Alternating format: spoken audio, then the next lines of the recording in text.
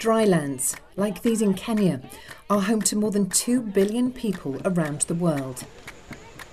Despite their challenging climates, they can be rich in natural resources, providing valuable grazing, food, fuel, medicines and construction materials to those who live in them. Yet in recent times, traditional ways of managing the land have been overridden by a destructive competition for resources. In some places, discriminatory laws and shifts to more intensive agriculture have increased the problems caused by an already uncertain climate. The results are environmental damage and deep rural poverty.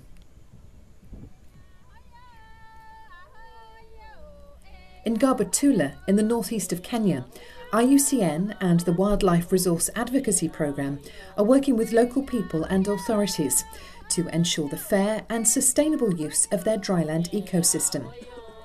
Central to this project is making sure that governments rethink and protect the community-based practices of local farmers. Here, the local vet has just removed a burdock seed from this cow's eye, allowing it to return to graze in the communal pastures with the rest of its owner's herd. Cattle like these are of great importance to the 40,000 people in Gabatula whose livelihoods depend on them for food and income. For the rest of Kenya also, this method of mobile pastoral farming accounts for 50% of Kenya's agricultural gross domestic product. Yet, in recent times, such traditional pastoralism has been criticised as a backward mode of agriculture that ties its workers to poverty, as well as leading to desertification and the decline of wild animal species. IUCN is working to reverse these negative assumptions. Recent studies have shown that nomadic farming is 20% more productive than ranching in terms of annual calf and milk production. From the conservation perspective, pastoral grazing is now understood to enhance biological diversity within the wider ecosystem, to stimulate the growth of pastures, reduce the presence of weeds, and improve mineral and water processes.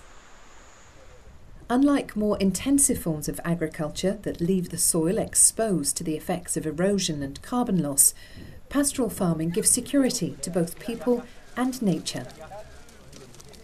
As a result, IUCN aims to protect pastoralism by working with local representatives to ensure that traditional rights of resource access are recognised by the government. The main focus of the project is documenting the traditional knowledge, the indigenous knowledge of the pastoralists, and taking it to a level where that particular knowledge is a bylaw at the county level.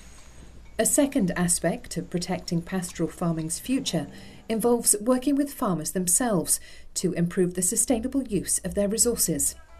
Building better water storage and drainage systems, for instance, can help raise water tables for the whole region, as well as providing for livestock.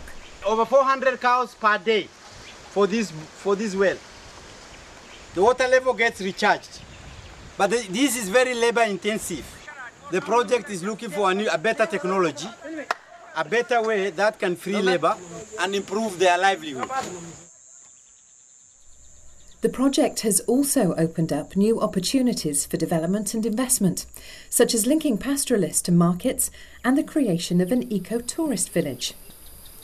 We come with an intention to promote our culture.